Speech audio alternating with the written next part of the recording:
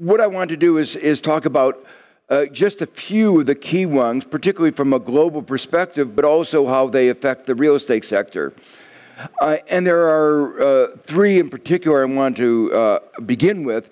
One, going beyond the uncertainties presented by some recent elections here in Europe. The first is a geopolitical issue, which is that the rules-based global economic order, which has been created over the last 3/4 of a century since World War II, is now under attack. Basically, Trump has thrown a hand grenade into the global economic order. It's an attack from a direction that nobody expected, because the United States was at the core of creating this rules-based system, and now the United States is at the core of undermining it. And that, of course, raises all kinds of questions about where this is going to go. The second thing is what I view as one of the most important projects in history. The European project is now being questioned. Brexit is an example. The difficulties in getting cooperation on migration is another example. But there's a third example that has not gotten as much attention, perhaps, as it should have, which is the challenge from Hungary and Poland, which is saying that Europe is not a values-driven enterprise, that you can be part of Europe even if you are not a democratic society. And Timmerman has led the perspective that that is not consistent with Europe, but that will be a major challenge. The third issue, of course, is North Korea and where that is going to be going, and Iran, where the United States Trump has again introduced all kinds of uncertainties. In this era in which globalization is being attacked, particularly protectionism is, Trump is advocating a protectionist agenda with trade barriers with countries all over the world. It's important to remember the enormous benefits that have resulted from European integration and from globalization itself. There's been 3/4 of a century of peace in Europe, huge increases in trade, which have contributed to increases in standards of living. One of the most important events in economic history doesn't get commented on as much as it should. 800 million people have moved out of poverty in Asia. And that's an enormous human history event. And here in Europe, there's a seemingly successful transition of Eastern and Central Europe from communism to a market economy. I say seemingly because the economic transition has been relatively successful. The real question that Hungary and Poland raise is, has it been a successful democratic transition? So the natural question is, given all these successes, why is there this attack? Well, part of it is because the benefits of globalization have been overpromised. It was sold on the notion that everyone would be better off.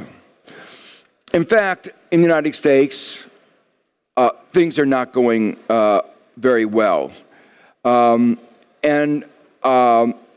that's true in many, many other countries in Europe.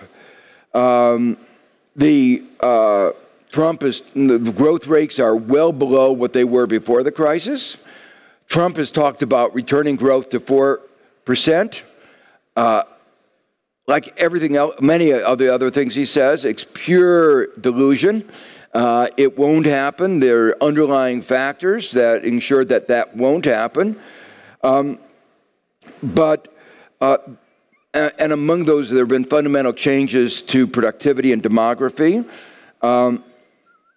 But even worse, the policies that he has been pushing will lead to slower economic growth. A lot of the growth in the United States has been based on immigration, not only the growth of our labor force, but the ideas that immigrants bring. And so much of U.S. success has been based on immigration. But it's also the case that deglobalization will be very costly. There are costs of adjustment to globalization, but there are costs of adjustment to deglobalizing. We've created, over the last third of a century, global supply chains, and breaking up those global supply chains will be enormously costly, including costly to the United States. So, for instance, one of the things that he's talked a lot about is NAFTA. He said it was the worst trade deal ever. Every trade deal, as he describes, is the worst trade deal ever. But without the auto parks from Mexico, American automobiles would not be competitive, our prices would go up, and our sales would go down. So if Trump's agenda were to go through, America's standing would go down even further. But I think it's important to understand what's going on in America. One does have to understand how bad things are.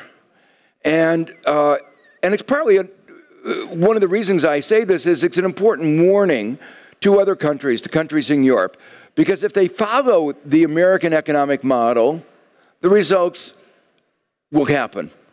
That is to say, the kinds of real adverse effects that we are seeing in the United States are the predictable and predicted consequences of a set of economic policies that were designed to help a very few people at the top and to leave the vast majority of our citizens worse off.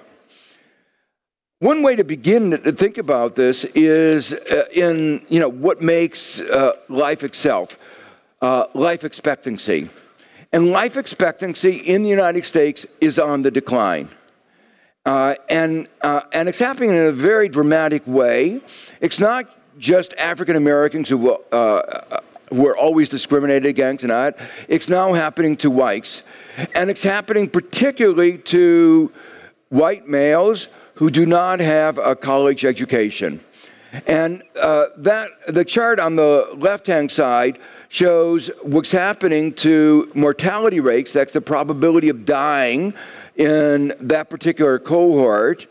And what you see is the probability of dying for whites without with only a high school education, without a college education, are rising. This is in a world in which science should be bringing down death rates. And everywhere else in the world, that is precisely what is happening. What you see is death rates everywhere else in the world are going down, and consistent with what modern science is doing. But for U.S. whites, death rates are going up, and for U.S. whites without a college education, they're going up dramatically. And these are mainly deaths of despair. The only other time I've seen anything like this was when I was chief economist of the World Bank, and in the process of the dissolution of the Soviet Union, the collapse of the Soviet Union, we saw GDP numbers that GDP was going down by 1/3. But when we saw the data saying that death rates were going up and life expectancy was going down, we knew that the data we were getting was correct. It was describing what was going on. And here you see what's happening in the United States, the deaths of despair, suicide, drugs, alcoholism, rising dramatically. That's on the right-hand chart for U.S. whites. It's rising dramatically, whereas in the rest of the world, they're declining. And that's just a picture of the kind of unhappiness that's going on. And this is reflecting the underlying economics. The income of a full-time male worker, and the male workers who have a full-time job are the lucky ones. There are many that can't get, but those who are lucky and get a full-time job, their income today is comparable to what it was more than 4 decades ago. So can you imagine in a country that says every generation is going to be better than the last, you have almost a half century of stagnation in incomes. At the bottom, things are even worse. Real wages, wages adjusted for inflation, at the bottom, are at the same level that they were 60 years ago, more than half a century of no growth. So again, it's not a surprise that there is this kind of despair. Another reflection is the American dream, that the United States is a land of opportunity. The data now shows that that's a myth. Yes, there are people who make it from the bottom to the top. The question is, what are the probabilities? The life chances of a young American are more determined by the education and income of his parents than in almost any of the other advanced countries.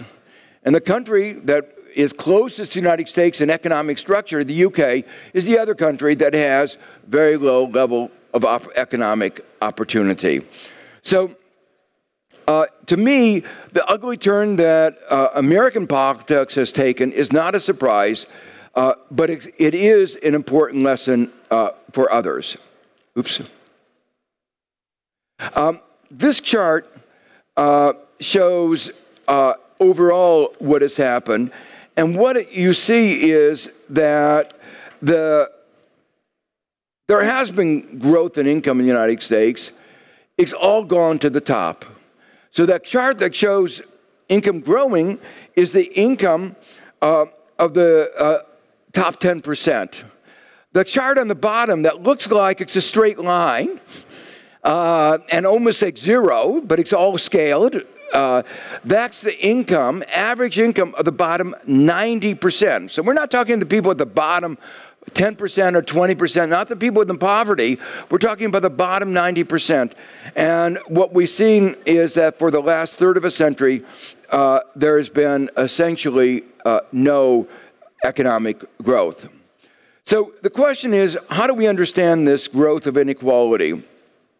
Part of it is there's been a large increase in market power throughout the economy, a decrease in the bargaining power of workers. The share of corporate profits has tripled since 1985.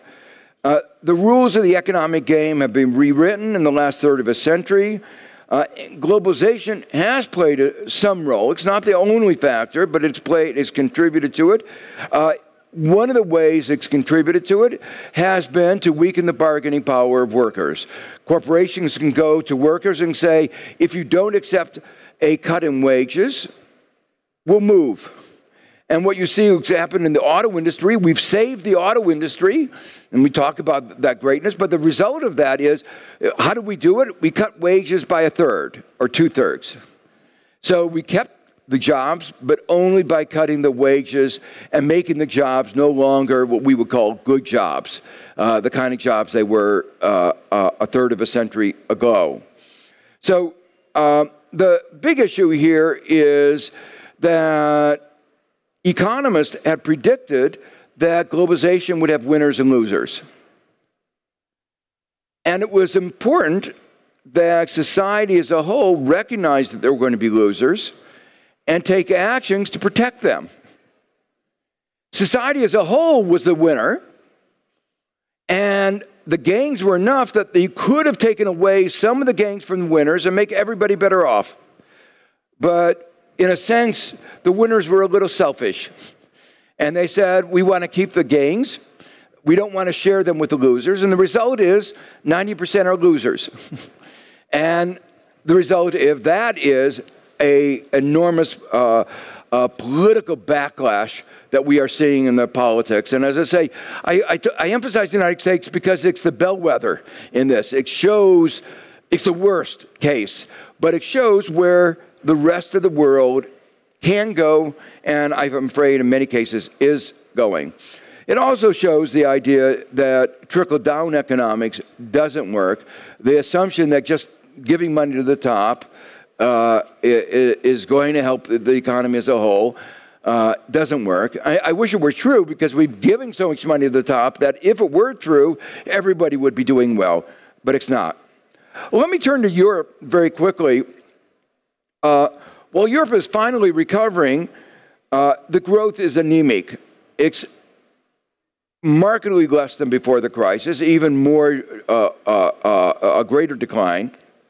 Many countries are below pre-crisis level. It needs to be looked at as a lost decade. And there's a huge gap between where Europe would have been and where it is today. And this actually shows that dramatically. The red line here is the growth trend. On the left-hand side is the US, the right-hand side is Europe, the Eurozone. And what you see is the dramatic break at the time of the crisis. Before the crisis, you see a smooth trend, little wiggles, very small wiggles, but the economies were growing right on trend. Then you see the crisis, and what you see is neither Europe nor the United States is anywhere near back to recovery. And what's most dramatic is the rate of growth has not returned. So the gap between where we were and where we are, where we would have been and where we are, is actually increasing. And Europe's recovery is more anemic than that in the United States. The consequence of that is clear, a lot of dissatisfaction, and I think it's showing up in elections, a weakening of the traditional center parties, and it's true here in Germany, and it's true in Spain, it's true throughout Europe, and an increase in the parties to the extreme. And in many ways, Brexit illustrates this dissatisfaction more than anything else. But it's important, just like the anti-globalization in the United States is not going to solve the problems that the vast majority of Americans are facing, Brexit's not going to solve the UK problems. It is probably the case that the consequences have been somewhat exaggerated. I think it was a mistake, but consequences are exaggerated. And the reason I say that is the US and Canada have prospered together without a single market, without the kind of integration, but with very friendly economic relations, with a common market, a free trade area. And both those, on both sides of the border, neither Canada nor the United States want more integration. And particularly after the 2008 crisis, Canada is really thankful that it didn't follow the policies of the United States. So it was really glad that it had distanced itself a little bit from the United States. The economic problems in Europe, I think, have a lot to do with the euro. That making a single currency system work for a diverse group of countries is enormously difficult. Europe took away, the euro took away two of the key mechanisms of adjustment, the exchange rate and the interest rate, but they didn't put anything into place. And in my view, Europe today is an unsustainable halfway house. There either has to be more Europe or less Europe. And I hope they choose the way of more Europe. I think it's possible, but I think the halfway house today is not sustainable. And what needs to be done is, I think, pretty well known from economics. The politics is difficult. The economics is pretty clear. Banking union, what I call a solidarity fund for stabilization, euro bonds. Without those, the current trends of divergence will continue. And, you know, Europe put a lot of emphasis that the creation of the euro was supposed to bring the countries of Europe together. It was supposed to bring prosperity, and it didn't happen. In fact, the growth slowed down, as you saw in the chart. But even more, it was supposed to bring convergence. The bottom was supposed to converge to the top. What you see in this chart is that those countries that were richer, and on the horizontal axis is their income in 2002, the countries that are richer have grown more, have had a faster growth rate. So the vertical axis is the growth rates. So what you see is the richer the country, the faster the growth rate. And that means divergence. And part of that is the consequence, I believe, of the euro itself. There are other reforms needed. To my mind, the problem is basically in the structure and the policy framework of the Eurozone, not with the structure and the policies of the individual countries. And one way of thinking about that is key in the design of the Eurozone are three numbers that you hear all the time. That the deficit should be lower than 3% of GDP, the debt should be lower than 60% of GDP, and the inflation rate should be less than 2% per annum. You might ask, where do those numbers come from? Well, they were pulled out of thin air. There is no economic evidence or theory behind those numbers. And yet they've gotten a religious sanctity about them, and that if you violate them, it's the end of the world. And I just want to emphasize there is no economic theory or evidence behind those three numbers. That doesn't mean you can go ahead and have reckless inflation, but it means you have to make judgments. You can't have these simple rules that are right sometimes, but wrong in other times, and particularly not right now. And included in that is the single-minded focus on inflation is wrong. The problem today is deflation, not inflation. It's unemployment in many of the countries, not inflation. It's financial instability. It's lack of productivity. So it's inequality. But inflation is not the key macroeconomic problem. And so part of the problem in Europe, I think, is the wrong set of principles that are guiding the Eurozone. Now, let me turn in the last few minutes to some of the implications of this for real estate. All these changes in the global and European economic landscape will obviously have implications for the location of economic activity. I mentioned before global supply chains. They were created on the basis that borders didn't matter, that goods and services can move easily across borders, and that the borderless world we would increasingly be moving towards a borderless world. And Trump has told us that's not true, that borders do matter, that economists said, don't worry about energy independence, food security, there's a global economy. And all of a sudden, Trump is saying borders may matter. The United States might elect a crazy president and change the rules of the game overnight. That could happen in some other country. So that has very important implications. Same thing, global financial markets were created on the assumption that borders didn't matter. And again, those are issues that Trump has shown that borders do matter. One of the important implications of this is the damage of Trump is going to be long-lasting. He may be gone in a couple of years. That's what we're hoping. But even if that happens, the consequences of Trump are going to be there for us to deal with. And hopefully it will be an important lesson for our democracies. Well, all this forces a rethinking of decisions about the location of economic activity, which obviously in turn will have large implications for real estate. And it's not just commercial real estate, it's housing for those who work in the new establishment and provide them services.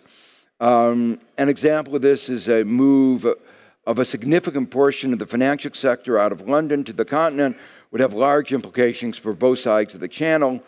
But it's important, I think, that to remember that London is likely to remain an important financial center. But these changes occur on top of an ongoing changes in real estate market that would have occurred even if Trump hadn't been elected. So in a sense, what you're having is a level of uncertainty and change in a world that already was changing.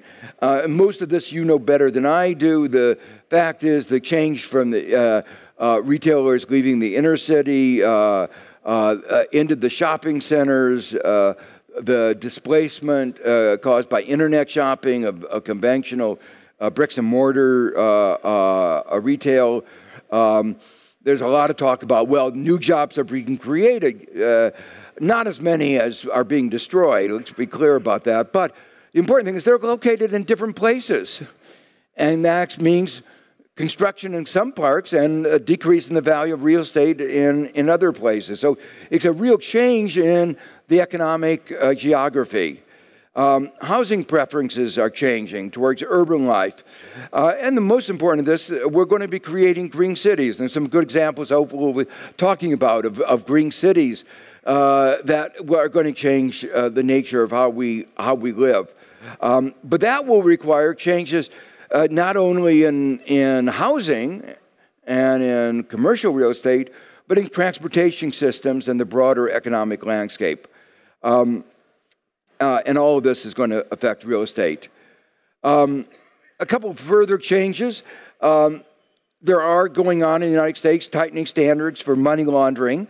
As many of you know, money laundering, real estate is a major vehicle money laundering. The symbol of that in the United States is Trump.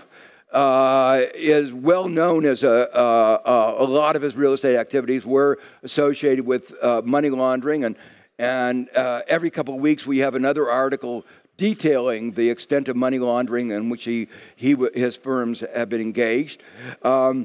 But that has heightened interest in the whole issue of money laundering. If the Panama Papers weren't enough, and your newspapers here played a very big role in exposing that money laundering, and it's already affecting the New York real estate market. The other aspect I wanted to mention is that insufficient amount of rental housing market is causing concern about the implications of this for economic efficiency, is leading to what we call job lock, the inability of labor to move from one place to another.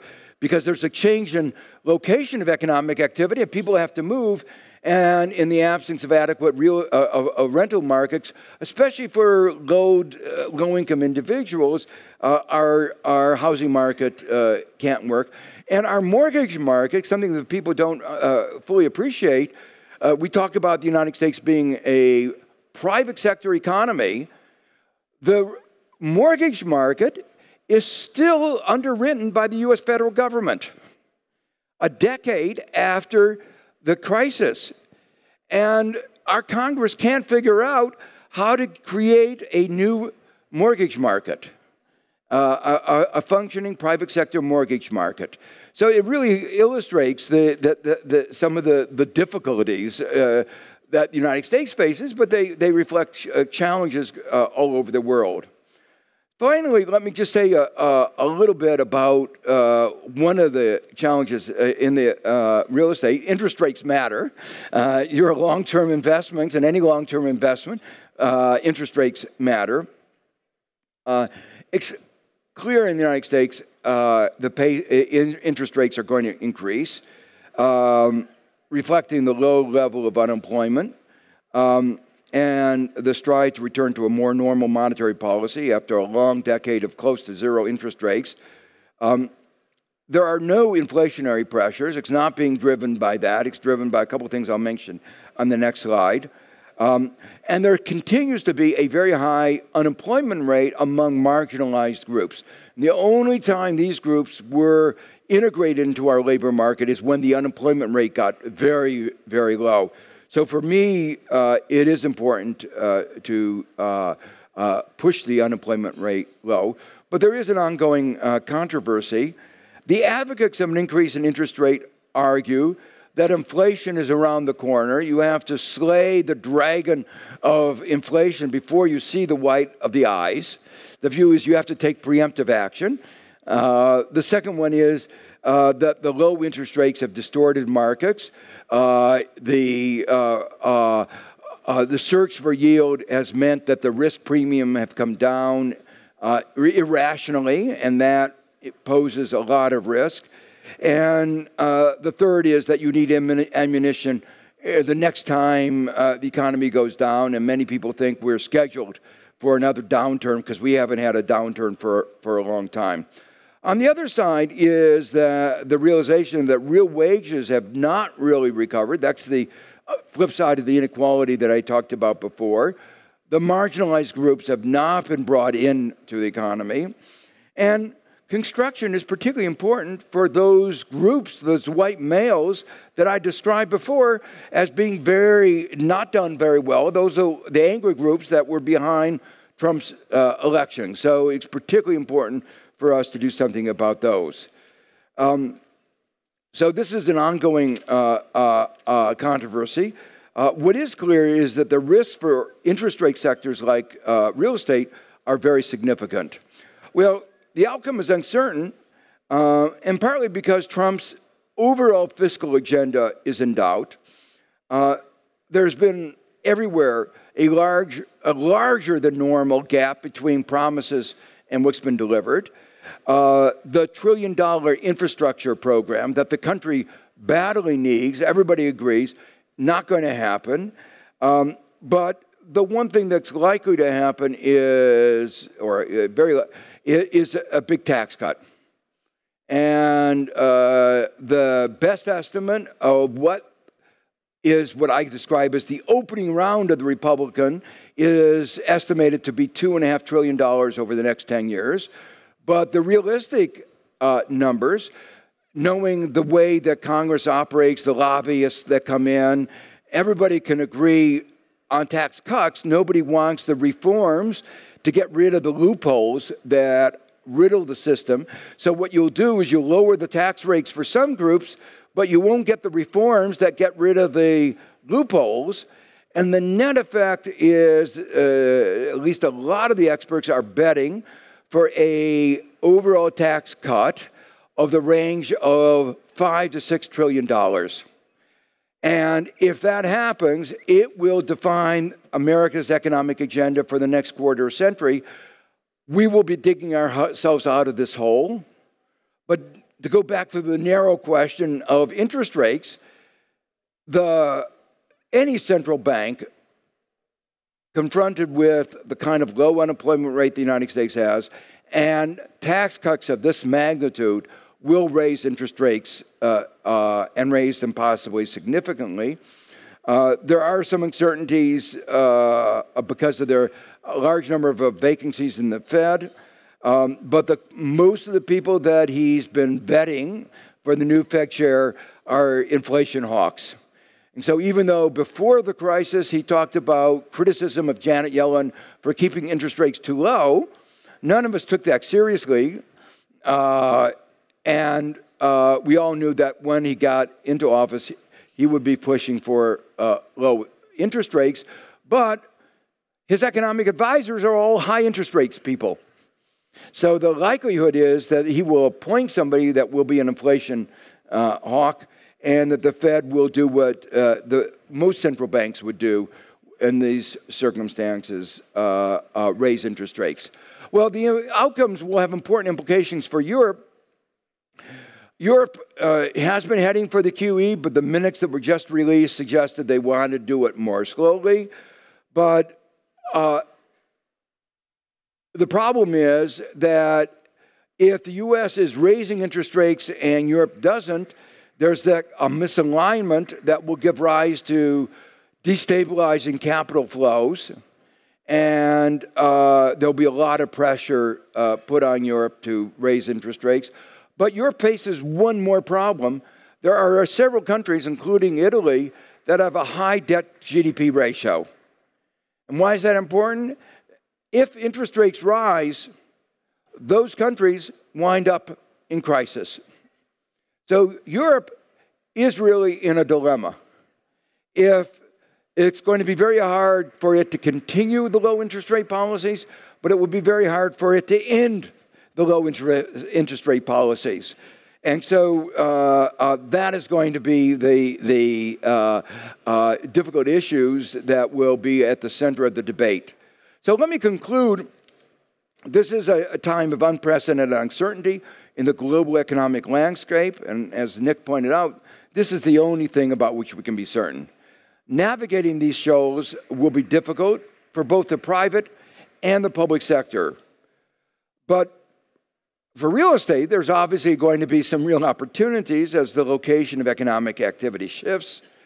But there will be real risks, especially for heavily indebted, heavily debt-financed enterprises. The shifts out are going to mean prices are going to go down, and that can mean defaults and bankruptcies. And that's obviously particularly true in real estate because it is among the most interest-sensitive sectors. But these times of risk and uncertainty are also times for opportunity. That is, opportunities provided that the decisions are guided by careful analyses of the risks and uncertainties. And I hope I've given you some frame for thinking about some of those risks and uncertainties that we face in these coming years. Thank you very much.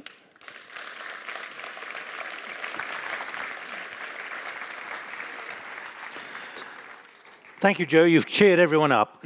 There are plenty of seats down here if you want to come. For those of you who weren't at the beginning, we do have that SMS and WhatsApp address which you can send messages to me on, particularly if there are areas which you want to challenge the panelists and also Professor Stiglitz as well. Just before I invite the other panelists up, Joe, there are 3 or 4 other questions which I'd like to just put to you. Is Roni in the room, please? I don't know who Roni is, because I want to ask if you can use the microphone with your question, particularly about the distribution of wealth. Maybe they're all walking out now. Okay, there are a lot of questions, particularly about wealth and about interest rates as well. And comments like, one major reason for US citizens dying is due to what they eat. Fast food, lots of meat and milk products, overweight, diabetes, cancer and heart attack. There's an important question here about the end of the shopping center, which I'd like to pick up with the experts here as well. But particularly that question which you were just raising right at the end, Joe, about how high will interest rates increase in your mind, to what level in the US and Europe? Well, I think this obviously depends on what happens in the fiscal stance in the United States.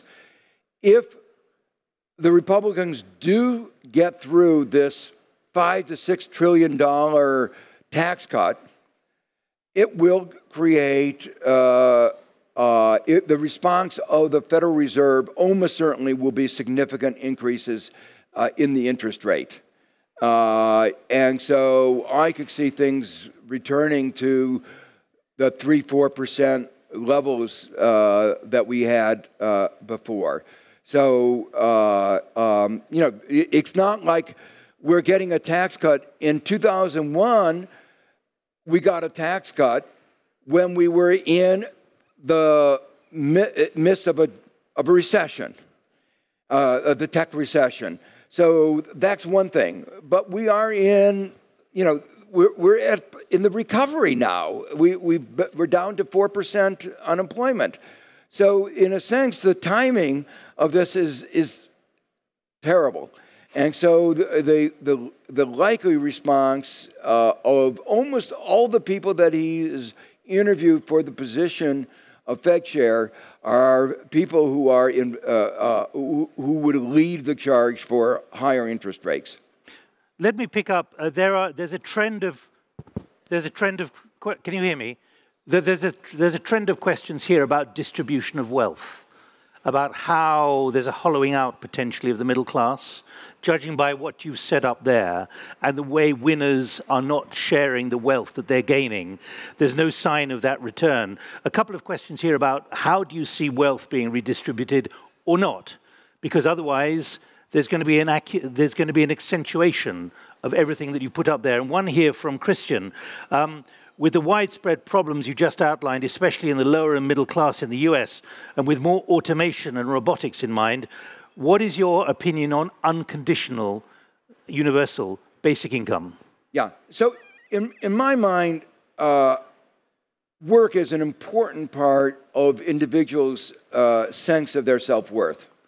So the idea of having a country in which significant fractions of the population are sitting at home getting a check from the government is not a viable society. If you look to some parts of the Middle East, these are countries where you have large, they are sitting on a lot of oil.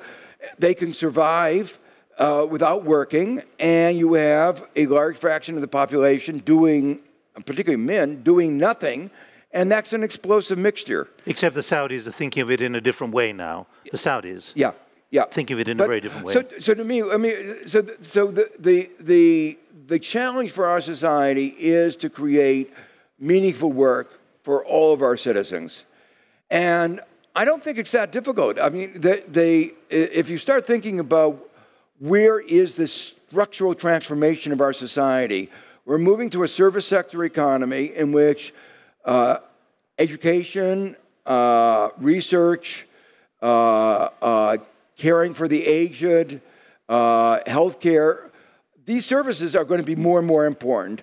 Those are not going to be done by robots. Those are going to be done by people.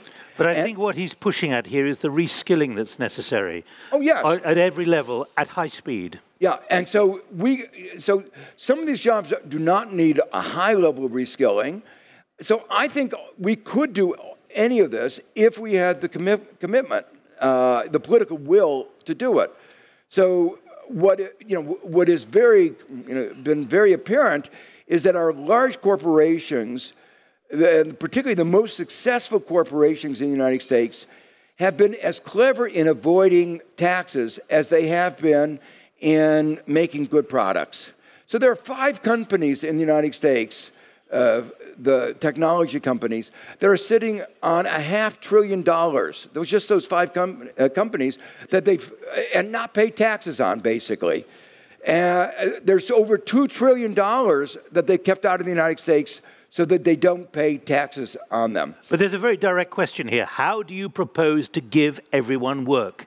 And so the answer is, you have to have a government that says, these sectors, these service sectors, are going to need government support for education, research, the aged, healthcare.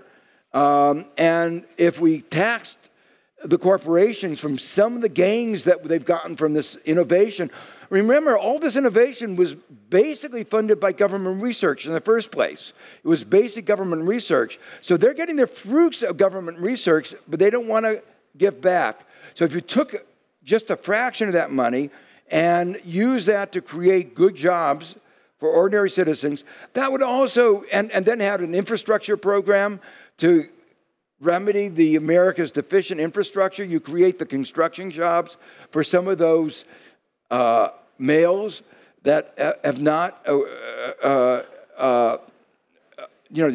are not highly trained jobs. So I think that we can actually create the jobs that we need to do this transition. Is it jobs or work? There's a significant difference there. People are occupied with economic activity, but not necessarily retained in a company or an organization. Oh, it'll be different forms of work, but some of these are going to be real jobs. I mean, these are real jobs. Caring for our elderly, education, doing research, construction jobs. We have to retrofit our global economy for climate change, and that's going to be a very big expenditure. So, anybody who looks at the numbers of what we need to do to just for infrastructure, for restructuring the real estate that we're going to need, for providing the services for our aging population, all of this, there's no shortage of meaningful work that our society needs. So we have needs that need to be filled. We have people who want to work and want to do something. And so you might say it's just an economic and political problem of organizing ourselves in ways that make sure that the people who want to work can be gainfully used doing the things that people need for our 21st century now, Joe, economy. I'm going to invite the other panelists up. Keep these ideas coming. They're very important. But remember, I don't know who you are. So if you'd like me to recognize your name, put your name at the top of the SMS or the WhatsApp, because almost all of you, I have no reference for you otherwise. Otherwise, you're just anonymous. What about the final question, though? Do the politicians, do the political class and the corporate class understand the enormity of structural change that's going on in the way that you have described? Because many of them, it seems, are thinking still in the old framing. Yeah, I think the answer is some do and some don't. I think, what worries me is that, and I don't want to sound political here, but the agenda on the Republican side in the United States, unfortunately, has been overall to make each of these problems worse. The proposal, the consensus proposal that almost passed by, failed by 1 or 2 votes, would have led to 20 million more Americans not having any health insurance. And so the problem of death would have gotten worse. So they clearly don't get it. The tax proposal that has been put on the table will shift taxation, put more taxes burdens on middle-class Americans. Their taxes are going to go up, and taxes on corporations, the very high profitable corporation, is going to go down. So they don't get it, that the proposal that they put forward is going to increase wealth inequality. So, yeah, it's clear that they don't. All right. But on the other side, I think there are a lot of people who do get it and do realize that if we continue on the current direction, these problems are going to get worse and worse and worse. And if it's imaginable, we could get something even worse than what we have now. But can you imagine politicians putting up the kind of slides that you've put up and said things are going to get more uncertain, more difficult for you, vote for me? There are some that are doing this. There are some that are very aware of this data. And, Elizabeth Warren begins every speech with some data that is similar to this. Bernie Sanders begins with talks that is very much framed by this data. So there are, I would say now, our country is very divided. That is the reality. It's a very divided country. All right. And Joe, let's leave it for the moment. Can I invite the 3 other panelists to come up? I've got a lot of other questions.